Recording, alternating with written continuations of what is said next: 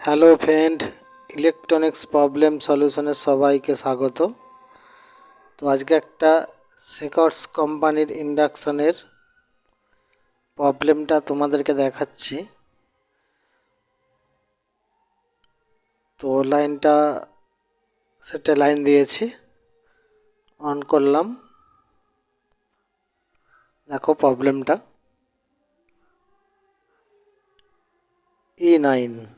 ই9 আসছে।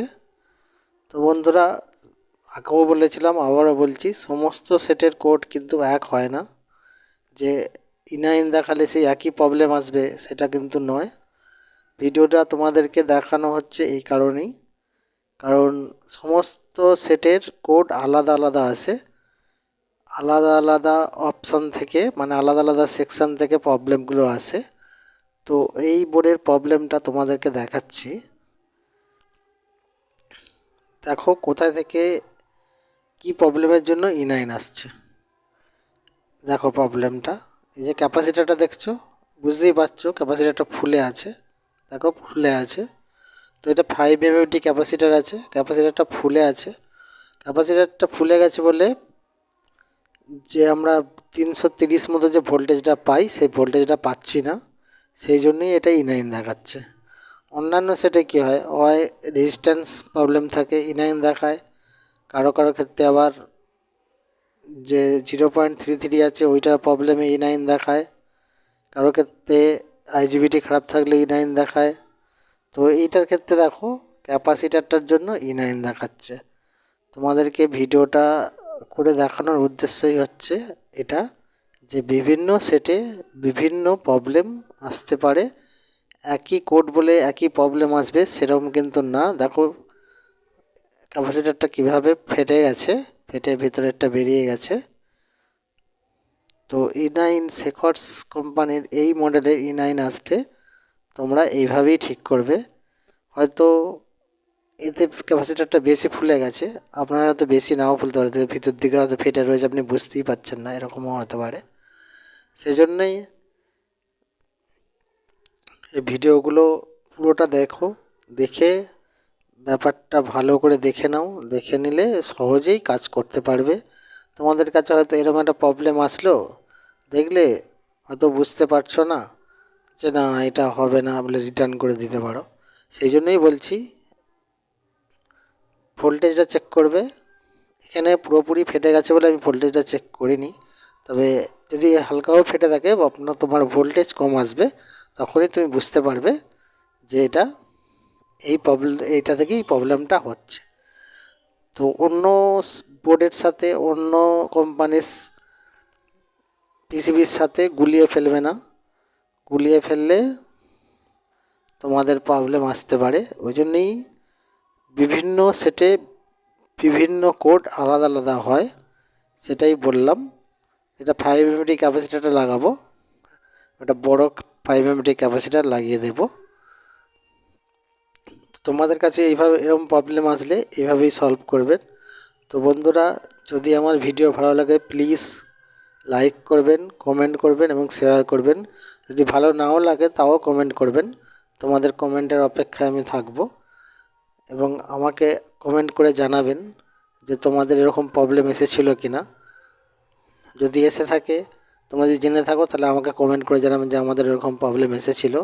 এবং আরও যদি কোনো কোয়ারিজ থাকে তাও আমাকে কমেন্ট করে জানাবে, তাহলে আমি সেইটার উপরে ভিডিও বানাতে পারবো। তোমরা কমসে কম কমেন্ট করো, ভিডিও দেখছো দেখতে পাচ্ছি কিন্তু কমেন্ট করছো না।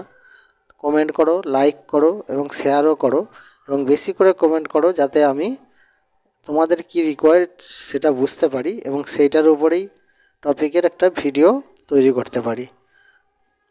তো প্লিজ বন্ধুরা, বেশি করে কমেন্ট করুন, ভালো লাগলেও কমেন্ট করুন, না ভালো লাগলেও কমেন্ট করুন, আপনাদের কোনো প্রশ্ন থাকলে সেটাও কমেন্ট করুন। তো যে সকল বন্ধুরা আমার চ্যানেলটি সাবস্ক্রাইব করেছেন তাদেরকে অসংখ্য ধন্যবাদ, এবং যারা এখনও সাবস্ক্রাইব করোনি, নেক্সট নোটিফিকেশনের জন্য চ্যানেলটি এক্ষুনি সাবস্ক্রাইব করে নিন এবং পাশে দেওয়া বেল আইকনটি ক্লিক করে অল করে দিন, তাতে আমি নেক্সট ভিডিও ছাড়লে তোমাদের নোটিফিকেশান এসে যাবে। এবং গুরুত্বপূর্ণ যে ভিডিওগুলো হয় সেগুলো মিস করবে না। এটাও খুবই গুরুত্বপূর্ণ ভিডিও, কেন E9 কোড আমরা দেখলে সহজেই ভেবে নেব হয় রেজিস্ট্যান্স খারাপ নাহলে অন্য কিছু খারাপ, এটা ভাববো না। সেই জন্যেই বিভিন্ন সেটের ক্ষেত্রে বিভিন্ন রকম কোড আসে। এটাই যদি আপনার জয়পান কোম্পানিতে হতো তাহলে E0 আসতো। তো সেই জন্যই বলছি ভিডিওগুলো পুরোপুরি দেখলে তোমরা সহজেই কাজ করতে পারবে এবং আমাকে কমেন্ট করে জানাবে যে তোমাদের কাজ হয়েছে কিনা এবং তোমরা বুঝতে পেরেছো কিনা। দেখো E0 এসে গেছে, এবারে মেটাল বসাবো। মেটাল বসালেই চলবে, এটা মেটাল চাইছে, এটা E0 দেখিয়ে।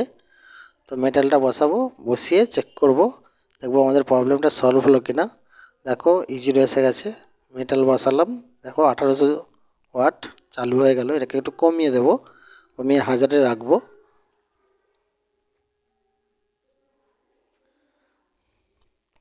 তো প্লিজ চ্যানেলটি সাবস্ক্রাইব করবেন এবং পাশে দেওয়া বেল আইকনটি ক্লিক করে অল করে দেবেন, যাতে নতুন ভিডিও ছাড়লে তোমাদের নোটিফিকেশান চলে আসে। তো দেখো জল গরম হতে শুরু করেছে,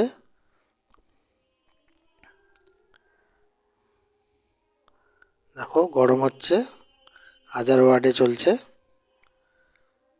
তো বন্ধুরা আবারও বলছি, বিভিন্ন রকম সেটে বিভিন্ন রকম কোড আসে, গুলিয়ে ফেলবে না, ভয় পাবে না।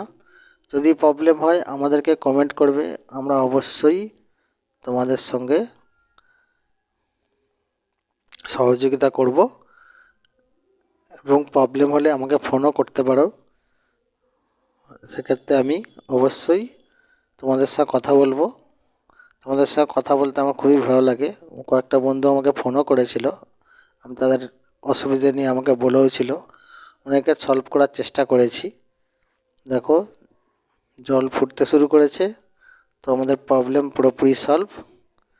তো আবারও বলছি, যদি চ্যানেলটি সাবস্ক্রাইব না করে থাকেন তাহলে এখনই সাবস্ক্রাইব করে নাও।